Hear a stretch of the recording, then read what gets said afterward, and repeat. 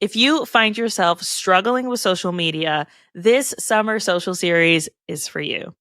Today's guest, Jillian, is going to be sharing all things Instagram, getting new followers, engaging with those followers, and strategic ways that we can grow our audiences without posting 50 times a week. We don't have to do that. She's giving us great strategies as well as permission to do what works best for us. If Instagram is somewhere that you're looking to really grow your audience and be strategic, you're going to want to listen to this.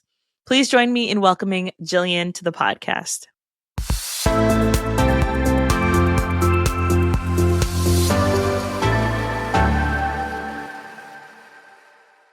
Hello, Jillian. I am so excited to have this conversation with you. If you could start by telling everyone who you are, what you do, and about your podcast. Sure. Hi. Thanks so much for having me. I'm very excited to be here. So I am Jillian O'Keefe. I am an Instagram strategist.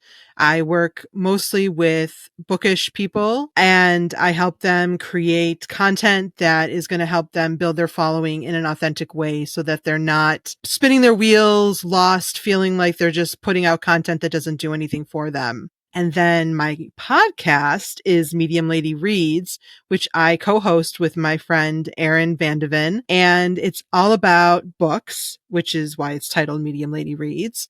And we use it to talk about books as self-care.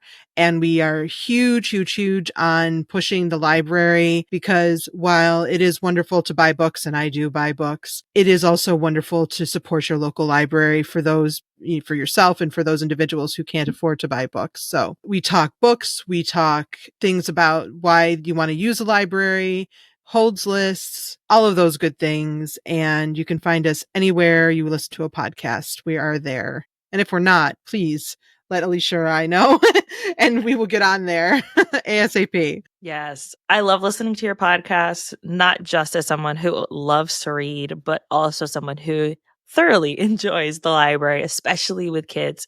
Our local library has so many incredible things and resources, especially since my kids are homeschooled. And so even if you're a homeschooling parent or you're just like looking for something, especially around summertime or after school stuff, the libraries always have so many good, incredible resources. So yes, huge fan of the library as well. Woo-hoo. I remember when you came out with your course, Engage Like a Boss. And it was all about how to grow your following on Instagram, how to engage with your audience and really be able to connect with them in a way that feels good, right? We've all gotten those messages that are like, hey, what you're doing is cool. I want to be on your podcast. Or, hey, what you're doing is cool. Buy my services. And like, that feels really terrible. And I absolutely hate it.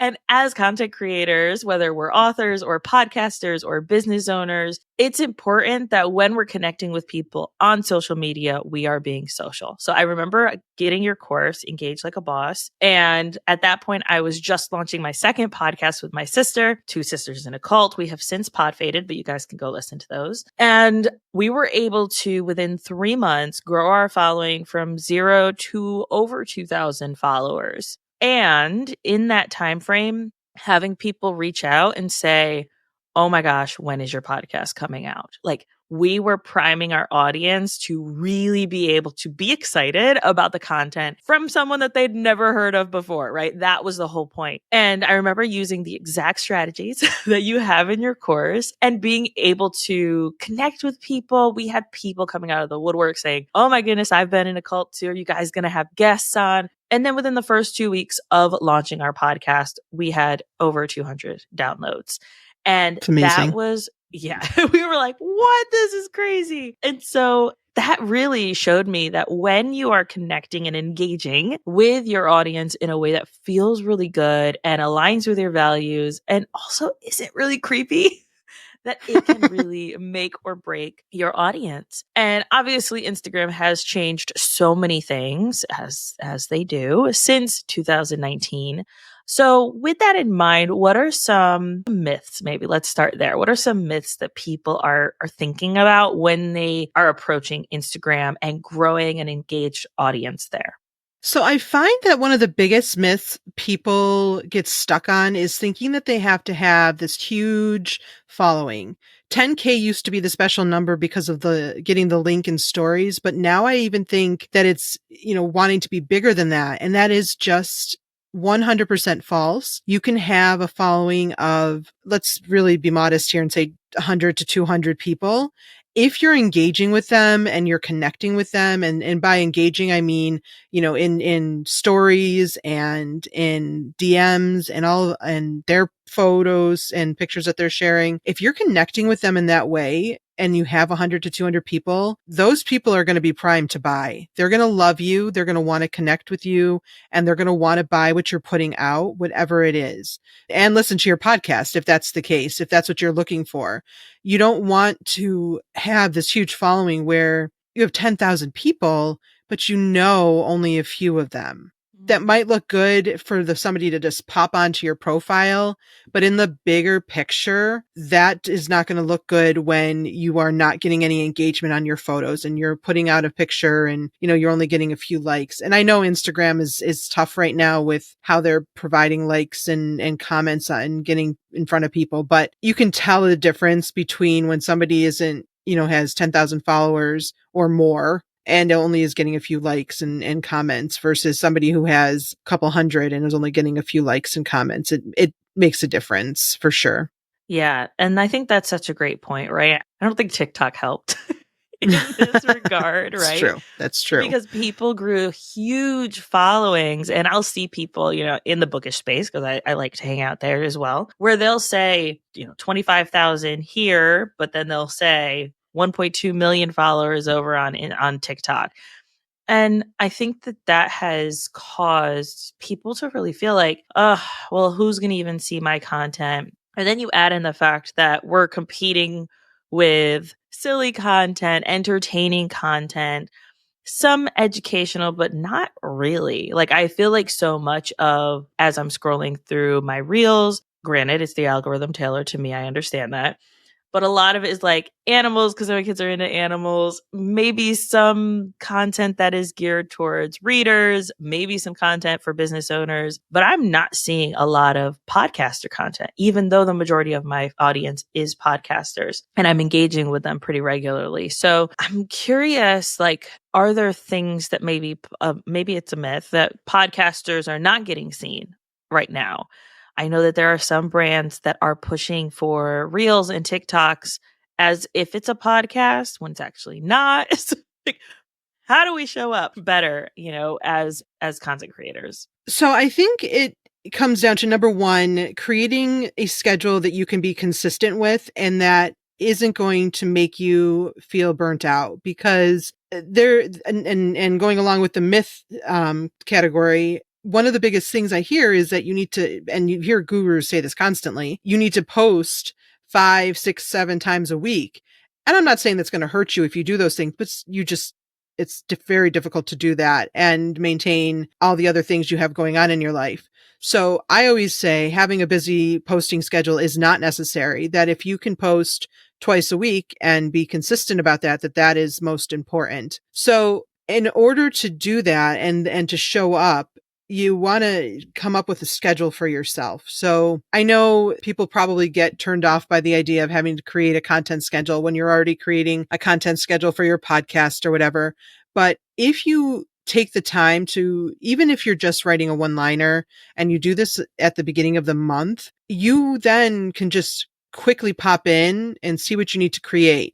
And it could be something as simple as maybe once a week, if you're a podcast that is released weekly, that you share a clip from your podcast.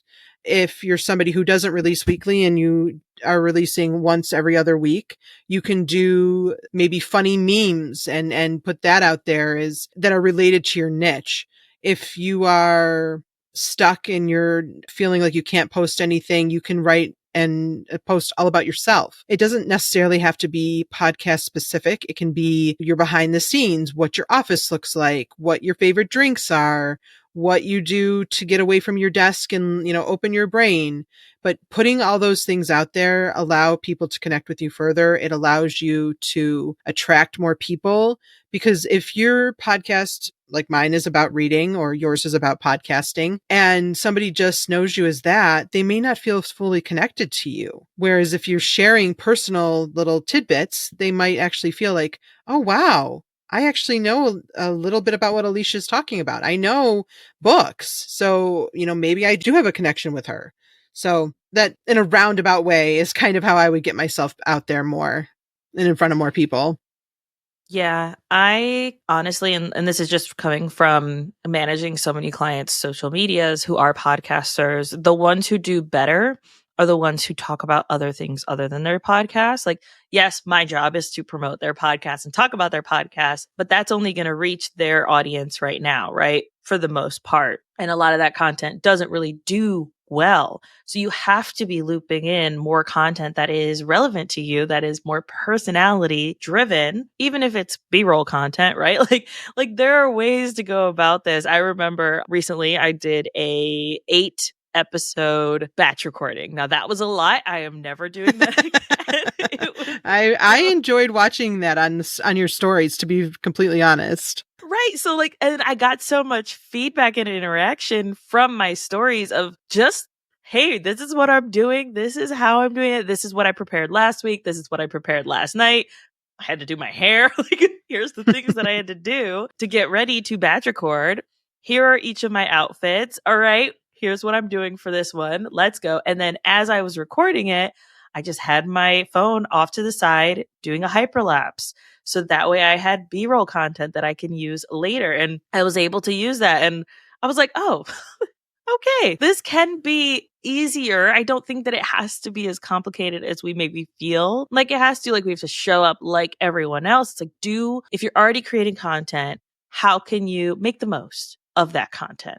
Right. Yeah. We say the same with audio podcasts, right? If you're having an audio podcast, if you're recording the video, then use those reels. No, you might not want the whole podcast up on YouTube, and that's okay, or the whole video up on places, but at least have some video element because that's what's working now and you're already recording it. Yeah. So yeah, I think marrying those two of like, do what you can with what you've already got and what you're already doing, and show more personality. Because if you're just talking about things that people can Google, right? Anyone can Google the stuff that we do.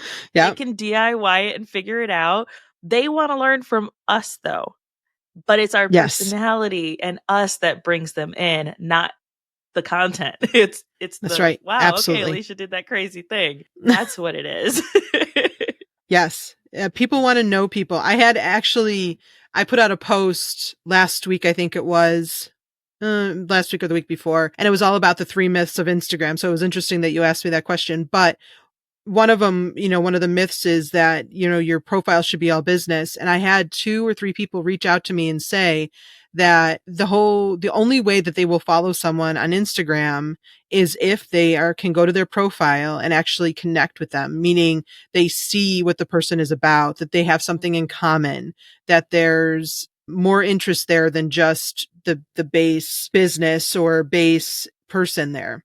And I thought that was really interesting because I am somebody who will follow almost anybody. Like if I have anything in common, I'll follow them. But there are people out there who are more careful about who they follow. And so it just goes to show that putting yourself out there and sharing those little things that you might not think make you very interesting actually make you really interesting to somebody who doesn't know who you are and is a stranger to you virtually until you get to know each other on Instagram. Yeah. Oh, I couldn't agree more. All right. So we've talked about like bringing people in. We've got them. How do we keep them engaged in a way that feels really good? Okay, so number 1, obviously you want to put out content. You're going to want to keep putting out content that connects with them. And so, yes, the personal stuff, but you also do need to teach them things. So, or if you're a podcast, you also want to entice them and get them interested in your podcast. So sharing things around that. Then once you get that going, if you have somebody who is always commenting on your posts, always watching your stories and sending you DMs, even if they're just the little emoji reactions, you want to respond back to them. So in the comments, you respond back and maybe you ask them a question because that engages them further. It shows that you're showing some sort of interest in what they have to say and not just a thanks. Now, sometimes if somebody compliments the dress you're wearing or, a hat you have on or your hair or something, your response may just be thanks. But if you get a comment that they're commenting on what you're teaching them, obviously you want to respond back and give them a little bit more and maybe ask them a question. Then to connect with them even further and to keep them coming back, you want to connect with them in the DMs. And that is probably one of the best ways as a smaller account to get people interested in what you have to buy. Because if you're being honest and it is really you responding to them in the DMs, people become taken with that. They're like, wow, this podcaster, this business owner, this author, whatever, is interested enough in me to take the time to message me. So if they do watch your stories and they do send you a little emoji and you respond back and you thank them, or you maybe tell them, so maybe you in the stories, you shared a little bit about the podcast and how you, in the middle of the podcast, you dropped your phone and it was this huge noise and you were just laughing, you and the co-host were laughing or whatever. And you can tell them, they send you the laugh emoji, let's say. You can then respond with, oh my gosh, it was so funny.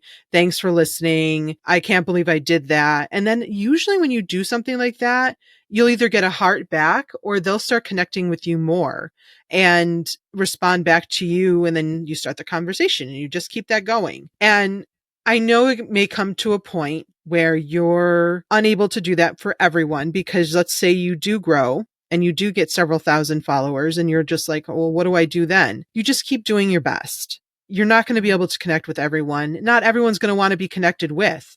So those that send you messages, you connect with them. Those that come in and start following you, don't pressure yourself. Let them follow you and let them engage when they get the chance. If you find that your engagement is going down, like you're growing, but you're not seeing as much connection from people, then go back out and start connecting with people, start watching their stories, start responding to their posts and seeing and telling them that you're interested in what they have to say. And then your engagement will go back up. And this is why, because right now I can imagine people feeling like, oh my goodness, that feels like a lot. Where do I start?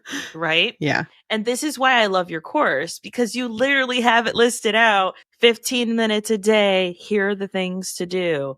1 hour a week, or maybe it's every other week because you don't have capacity for every week. Here's a literal checklist, set a timer of things that you can do to engage. And you include all of this. You include the engaging with your feed, going into the hashtags, connecting with your followers in different ways. And I can promise you, every time I have done an Engage Like a Boss hour, I have seen a spike in engagement. Yep. Religiously. And I know it works because I've done it. And I know, and constantly you said, all right, I need to just do an hour. Let me just do an hour. And even transitioned that into other platforms like LinkedIn, or if I want to, I don't want to go on TikTok or Facebook. So just those two, Instagram and LinkedIn, where I like to hang out, where I like to be. I can use that same checklist. It's modified a little bit, but I can use the same theory to engage over there. And I will see, hand over fist, 500% increase in engagement, especially on LinkedIn, when you're engaging with other people's content, when the algorithm is seeing, oh, this person cares about our platform. This person wants to engage on our platform. Cool. Let's push their content to more people. It works. And it does. It really does. And not to toot my own horn, but it's something that it's so simple. It's time consuming. It is time consuming, but it is so simple that if you go through the course once, you kind of are good to go. It's not something, and the videos aren't that long. It's something that you can do, probably could go through in a day if you just dedicated, a couple of hours to it. And then you just start engaging and people grow. It works. Yeah. And it's something you can use over and over and over again, right? Which is Yep. what I love about it. I mean, like I said, I got the course in 2019 and I'm still using it to this day. So highly recommend that if anybody's even considering it, go check that out because it's great. Let's talk collaborations, because I'm seeing this as being a really important piece on Instagram moving forward. Obviously, the reels are important and creating content is important, but collaborations I'm seeing those get pushed way more. First of all, what are they? For people who are like, what? What is a collaboration? I've been under a rock. What do you mean? What are some strategic ways that maybe we can do that to grow our audience? So, a collaboration, I would describe it as two, or I mean, it could be more individuals or businesses coming together who have a similar interest in a topic or, maybe a thing. So, for instance, Alicia and I are collabing here on a podcast. We have different niches, but we are both interested in podcasts and we are both interested in helping people with their podcasts. So that a collaboration is that where you come together and you share your intelligence and your information and you get people involved. And then to get people to do a collaboration on Instagram, to find people to do that with, I would recommend, and this is, I know people don't always like to hear this, but going out and offering to do coffee chats with people, which are basically hopping on a Zoom call for 30 minutes, 15 minutes, whatever you can do, and getting to know people, because then not only do you have the potential of building a connection, maybe collaborating with that person that you were on a coffee chat with, but you also then become available to all of the people they may know. So if you're chatting with someone and they're like, oh my gosh, my best friend is an author who is looking to build her Instagram immediately, not necessarily a collab, but that's a business opportunity for myself right there. But maybe she has a best friend, or he has a best friend that is into book editing, and they're looking to get more clients, and we can work together on Instagram to collaborate and come up with a post or two and share my information and share their information and come together and teach that. So you got to kind of take it off of the gram to build this.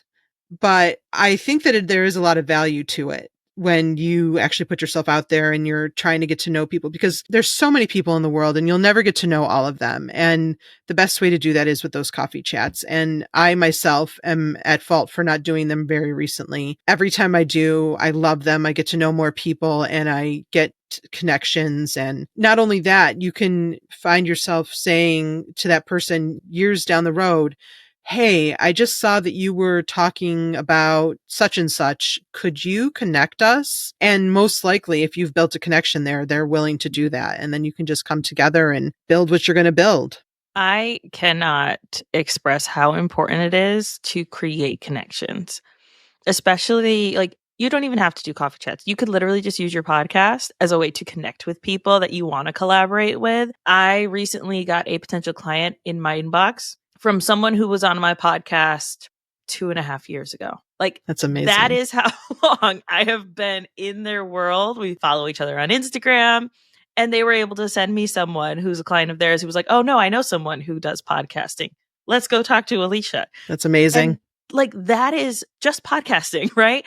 And so I like to think of collaborations personally as back in the day, if you guys were on Instagram back in the day, right? I don't know how old you guys are, but if you were on Instagram before, it was like the takeover posts, except now both of you are tagged and it shows up on both of your feed. I feel like that's like the easiest way for people to be like, oh, okay, that makes sense.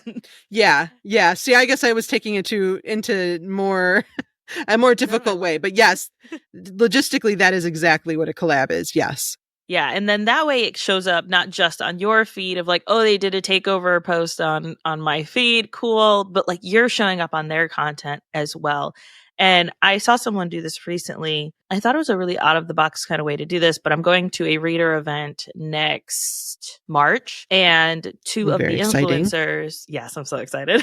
Two of the influencers did a collab where it was like, we're both influencers for this event. Hey, I want to meet your audience. I want to meet your audience. And so they did like a cross kind of takeover, introducing, here are the authors I'm excited about. Here's what I'm excited about for the event.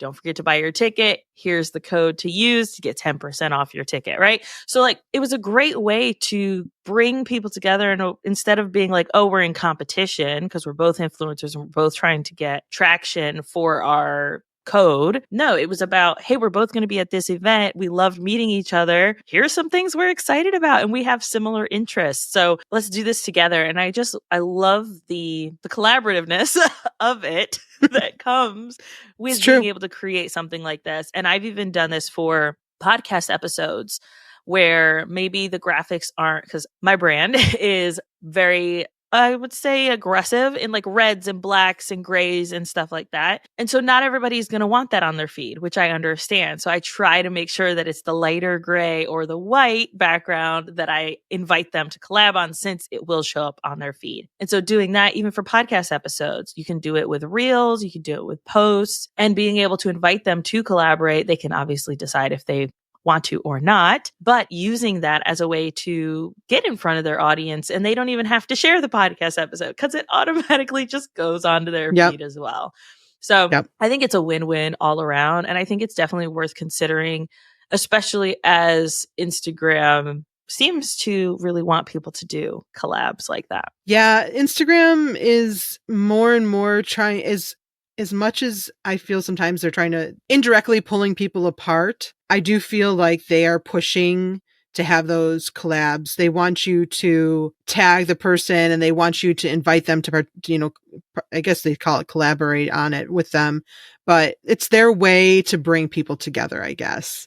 And you don't always see that with social media posts. I don't know if there's any other platform that you can do that on, but I would recommend using it, if, especially, for podcasting, like you were saying. Erin, my co-host, and I will do that all the time when we don't often have guests on.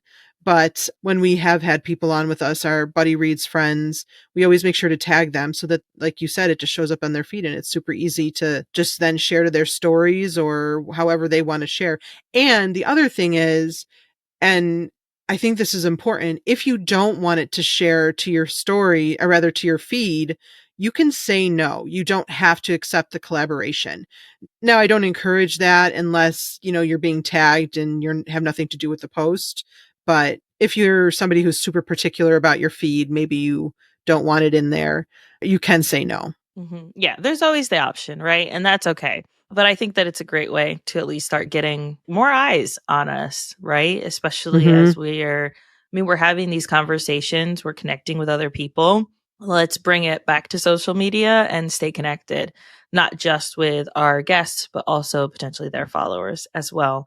So I think it's worth it for sure. Is there anything else that we should be considering before we log off, of like things to make sure that we're doing on Instagram specifically?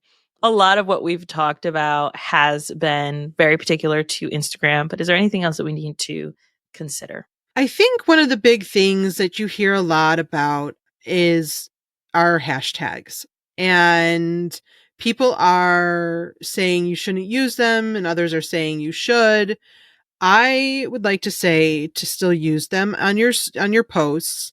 Maybe only, a handful of them. Maybe you don't need to use the full 30, but use a handful of them and just make sure that they're super specific to your niche. So if for myself, if I'm talking about books or if I'm talking about authors, I'm going to want to use ones that are super specific to that. If you're talking podcasts, you want to make sure that you're using ones that are specific to podcasts, and try to find some that aren't super huge.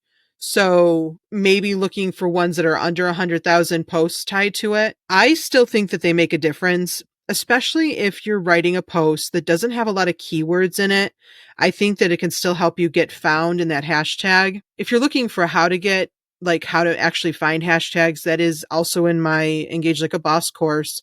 So I can't go into a ton of detail here, but in that course, it goes through how to find them. It is a little bit different than it used to be, but they still are very useful. The other thing you can use hashtags for is for engaging and finding people to connect with. So when you're going through and, you're doing your scrolling and you're trying to engage with new people, if you go into the hashtag and you find people who are smaller accounts, you can just quickly write their username down and go back and connect with them and keep track of that. Maybe you like a few of their posts, you comment on a few, and then you watch their stories, you DM them, and you just keep going back and connecting with them. They may not follow you right away, and you may not want to follow them if you don't have an interest in what they're saying. But if you keep going and you keep connecting with them and you're genuine and authentic, you will eventually likely get a new follower from that. And then because you've connected with them so deeply, you're likely to build more to the point where they'll start listening to your podcast. They buy your book, they buy your product, whatever it is that you are doing or selling, they'll be interested in that. So don't give up on hashtags yet until they go away entirely. I think they still hold a big place on Instagram. Yeah, I would definitely agree with that for sure. And I that's one strategy that I love in the Engage Like a Boss course is that you have that space of, all right, here's how to reach out to new people, how to find new people and see what they're engaging with and what kind of content they like. And it gives you a good idea right off the bat. So love that part. Jillian, thank you so much. This has been so informative. And I'm hoping that people maybe feel less stressed about social I hope media. so. It's not worth I hope stressing so. about. It's not. Cool. And if you are stressing, take a break. That's my recommendation. Take a break, walk away, come back in a week or two, and make it fun. Do not make it stressful because you will not keep up with it if you make it stressful. Yeah. It's like anything, right? To creating Yeah, habits around. absolutely. That's absolutely right. Where can people find you, get to know you, hang out with you, and buy your course? Because they definitely should. So I am primarily on Instagram only at Jillian Finding Happy is my username, and my course is linked up in my bio, so you can find it there because I currently don't have a great website to direct you to, but it is No linked there. worries. We'll make sure that we have that link in the show notes as well as the YouTube description and all of that fun stuff. Jillian, thank you so much. This has been so good. Thank you so much for having me.